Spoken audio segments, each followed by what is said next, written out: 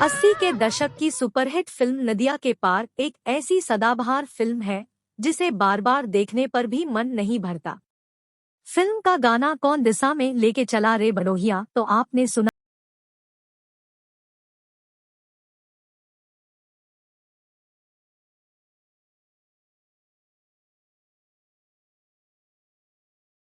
गाया था और आजकल वह कहाँ है।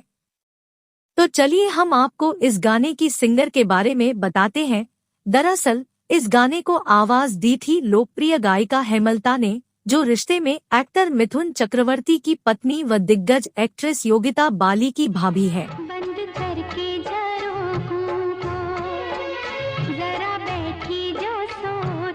हेमलता योगिता बाली के भाई योगेश बाली की पत्नी है, जिन्होंने कई भाषाओं में 5000 से भी ज्यादा गानों को अपनी आवाज दी है, जिनमें कौन दिशा में और अंखियों के झरोकों से जैसे शानदार गाने शामिल हैं।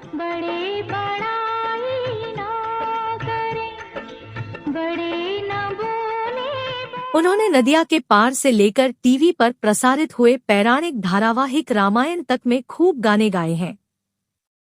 मारवाड़ी ब्राह्मण परिवार में जन्मी हेमलता का असली नाम लता भट्ट था। कलकत्ता में पलीबधी हेमलता ने साल 1966 में अपने सिंगिंग करियर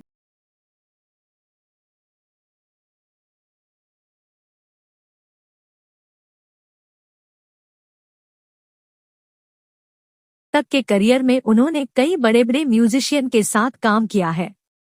हालांकि एक समय वह भी था जब हेमलता की सुरीली आवाज का जादू लोगों के सिर चढ़कर बोल रहा था।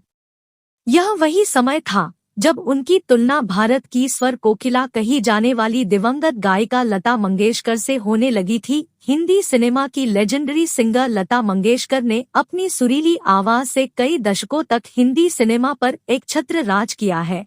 ऐसे में हेमलता का अपनी एक अलग और खास पहचान बनाना वाकई बड़ी बात थी।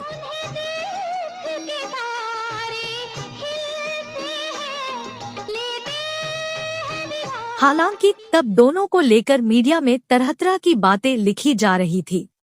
एक बार हेमलता ने अपने और लता मंगेशकर के विवाद पर बात भी की थी। उन्होंने कहा था कि भले ही उनके और लता मंगेशकर के बारे में खूब बातें छपती थी, लेकिन वह इस पर कुछ नहीं कहना चाहती।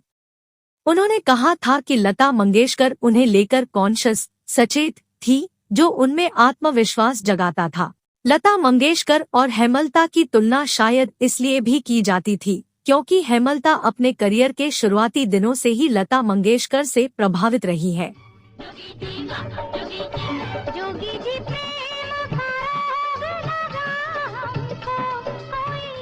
उन्होंने एक बार नवभारत टाइम्स के साथ इंटरव्यू में बताया था कि वह शुरू से ही लता मंगेशकर को फॉलो करती है। ऐसे में वह पूरी तरह से उनके दिल दिमाग वह बस चुकी थी, लेकिन उनके पिता ने उन्हें समझाया कि तुम लता से सीखो, उन्हें कॉपी मत करो। अपने पिता की उस सलाह को मानकर हेमलता भारतीय संगीत जगत में एक शानदार गायिका बनने में कामयाब रही। 36 भाषाओं में 5000 से भी ज्यादा गीत गा चुकी हेमलता अभी भी म्यूजिक इंडस्ट्री से जुड़ी हुई है। साल 2015 में उन्होंने भारत सरकार के अभियान बेटी बचाओ बेटी पढ़ाओ के गीत माँ मुझे आने दे को भी अपनी आवाज से सजाया था।